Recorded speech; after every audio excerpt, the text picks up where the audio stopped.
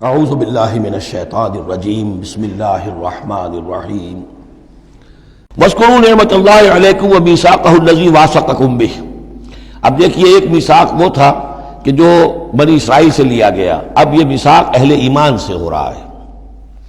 یہ سورت شروع ہوئی ہے یا ایھا الذین آمنوا سے، اور یاد رکھنا اپنے اس میثاق کو، اپنی اس نعمت کو جو تم پر ہوئی ہے اللہ کی طرف سے، اور وہ میثاق جو اس نے تم سے باندھ لیا ہے، جس میں اس نے تمہیں باندھ لیا ہے، واثقکم بہ اذ قلتم سمعنا واطعنا، جب تم نے کہا سمعنا واطعنا۔ سورہ بقرہ کی آخری آیت کہاں ختم ہوئی تھی؟ سمعنا واطعنا، آخری سے پہلی غفرانک ربنا والیک المصیر۔ جو مسلمان بھی کہتا ہے سمعنا واطعنا، گویا کہ وہ ایک میثاق میں، ایک بہت گاہے معاہدے کے اندر اللہ کے ساتھ بندھ گیا، اب اسے اللہ کی شریعت کی پابندی کرنی ہے۔ وَاذْكُرُوا نِعْمَتَ اللَّهِ عَلَيْكُمْ وَمِيثَاقَهُ الَّذِي وَاثَقَكُمْ بِهِ إِذْ قُلْتُمْ سَمِعْنَا وَأَطَعْنَا وَاتَّقُوا اللَّهَ، اللہ کا تقوی اختیار کرو۔ ان اللہ علیم بذات الصدور، یقیناً اللہ تعالیٰ جو سینوں کے اندر چیزیں پنہا ہیں ان سے بھی واقف ہے۔ یا ایھا الذین آمنوا کونوا قوامین للہ شہداء بالقسط۔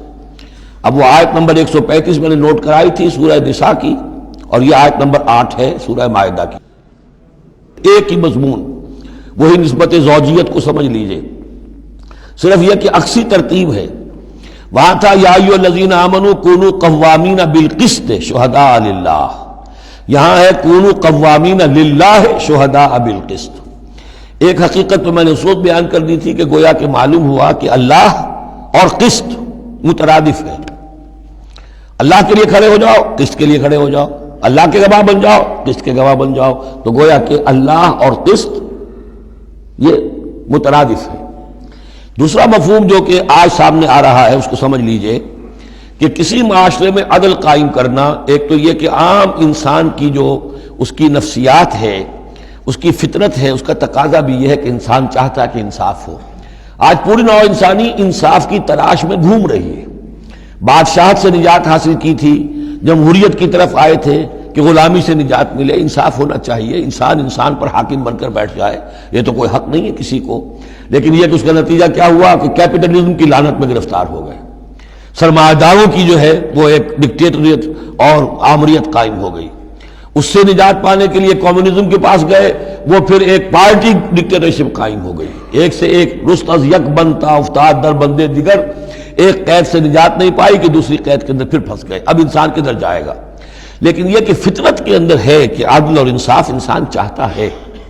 ایک تو یہ ہے کہ اس فطرت کے تقاضے کو پورا کرتے ہوئے عدل کو قائم کرنے کے لیے انسان کھڑا ہو جائے، اور ایک اس سے اوپر کی منزل ہے کہ اصل العدل اللہ کی ذات ہے، اس کا دیا ہوا نظام جو ہے وہ ہے عادلانہ نظام، ہم اس کے وفادار ہیں، ہمارے ذمے ہے اس کے نظام کو قائم کرنا۔ تو کھڑے ہو جاؤ اللہ کے لیے، یا ایھا الذین آمنوا کونوا قوامین للہ شہداء بالقسط۔ یہاں پر یہ اوپر کی منزل ہے جو بیان ہو رہی ہے کہ اصل میں یہ صرف فطرت انسانی کے تقاضے کے طور پر نہیں، تمہاری عبدیت کا تقاضا ہے، تمہارا اللہ کے ساتھ وفاداری کا جو رشتہ ہے اس کا تقاضا ہے کہ پوری قوت کے ساتھ with all the emphasis at your command، جو بھی تمہارے پاس ذرائع ہیں، وسائل ہیں، ان سب کو لے کر، جو بھی آپ کے پاس قوت ہے اس سب کو جمع کر کے، اور آپ کھڑے ہو جائیں اللہ کے لیے۔ کھڑے ہو جائیں اللہ کے لیے چمانی دارت، اللہ کے لیے کھڑے ہونا یعنی اس کے دین کے گواہ بن کر کھڑے ہو جانا، اور اس کا دین جو ہے العدل ہے، انصاف ہے، قسط ہے، تو اس انصاف اور قسط کو قائم کرنا۔ یا ایھا الذین آمنوا کونوا قوامین للہ شہداء بالقسط۔ اب دیکھیے وہاں کیا تھا، وَلَوْ عَلَىٰ أَنفُسِكُمْ أَوِ الْوَالِدَيْنِ وَالْأَقْرَبِينَ۔ انصاف سے روکنے والی چیز ہوتی ہے کوئی محبت۔ اب میں اپنے خلاف کیسے فتویٰ دے دوں، اپنے والدین کے خلاف کیسے فیصلہ دے دوں، اپنے رشتہ داروں کے خلاف کیسے فیصلہ دے دوں؟ وہاں فرمایا اس کی کاٹ کر دی، وَلَوْ عَلَىٰ أَنفُسِكُمْ أَوِ الْوَالِدَيْنِ وَالْأَقْرَبِينَ۔ حق بات ہے، انصاف کی بات ہے، خواہ تمہارے خلاف جا رہی ہو، تمہارے والدین کے خلاف جا رہی ہو، تمہارے رشتہ داروں کے خلاف جا رہی ہو، حق کہنا ہے۔ دوسری چیز کیا ہوتی ہے، کسی کی دشمنی کی وجہ سے آپ حق نہیں کہتے، بات تو حق ہے اسی کی، لیکن یہ تو دشمن ہے، میں اس کے حق میں کیسے فتویٰ دوں؟